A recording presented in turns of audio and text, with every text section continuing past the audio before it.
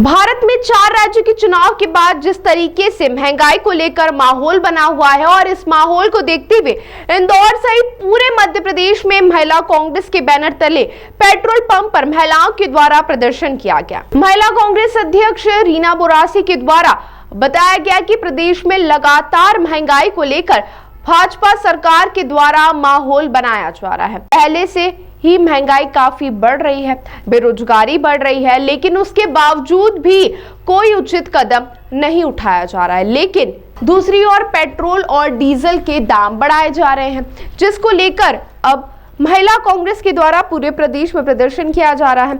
इस दौरान उन्होंने कहा कि अगर महंगाई बढ़ती है तो उसका सीधा असर रसोई पर पड़ता है।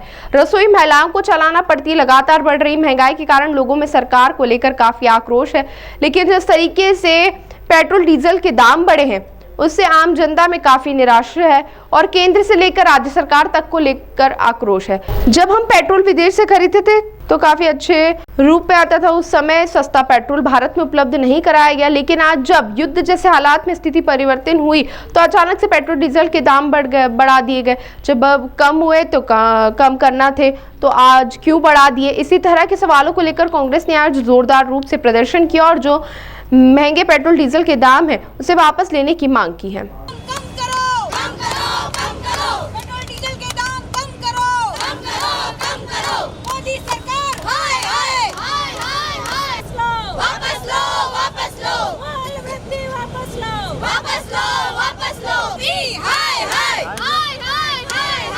देखिए, देश में लगातार पिछले 12 साल में जो महंगाई बढ़ती जा रही है, अब तो हद ये हो गई है कि 3 रुपए आज सुबह पेट्रोल डीजल के भाव बढ़ा दिए गए हैं। इसके पहले आपने 1000 का एलपीजी का गैस सिलेंडर के लिए दाम बढ़ा दिए गए थे। तो जो लगातार महंगाई की मार जो पड़ रही जनता पे, उसके लिए हमारा आज पूरे देश भर में प्रदर्शन था, प्रदेश में प्रदर्शन था कि ये जो आपके लगातार जो महंगाई बढ़ रही है ये महिलाओं की रसोई को इफेक्ट कर रही है। इसके पहले भी हमने कई बार प्रदर्शन करे, पर ये गूंगी बेरी सरकार सुनने को राजी नहीं है, पूरे टाइम चुनावी मोड में रहती है।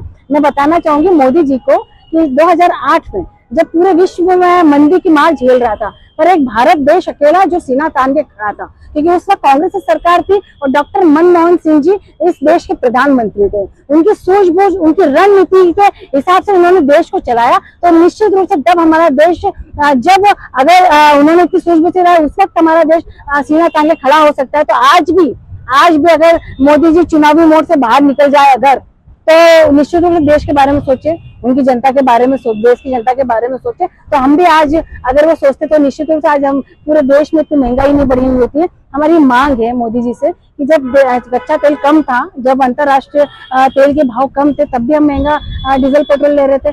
आज जब बढ़ गए हैं तब भी हम महंगा ले रहे हैं। तो आज आपके ये जिम्मेदारी बनती है देश के लिए, देश की जनता के लिए, कि आप उस पर टैक्स कम कर दीजिए। तो आपका टैक्स कम करने से निश्चित रूप से आप इस देश की जनता को कम पेट्रोल डीजल भाव मिलेगा, अगर आप चाहते हैं मोदी जी तो। दीदी, क्या गाड़ी कम चलाने से, जैसे उन्होंने गाड़ी कम कर दी है, मुख्यमंत्री ने गाड़ी कम कर दी है, इन गाड़ी कम करने से कुछ असर पड़ेगा? देखिए, पहले दिन जब उन्होंने भाषण दिया तो खुद ही मोदी जी बड़ी रैली लेके निकले थे, और जब विपक्ष और पूरी जनता ने पूरे सोशल मीडिया से लेके पूरे देश में उनकी थूथू हुई, तब उन्होंने ये चीजें करी, कम गाड़ी लेना, ये लेना। तो मैं तो ये पूछना चाहती हूँ मोदी जी, जब भी कोई संकट आता है उसमें जनता ही क्यों सेक्रीफाइस करेगी हमेशा?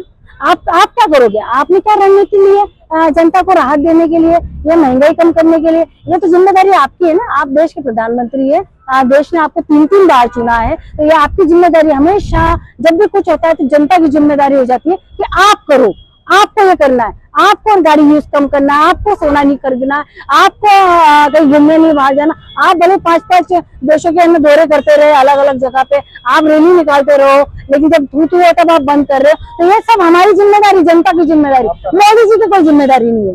रीना बोरासी से मध्य प्रदेश महिला कांग्रेस अध्यक्ष।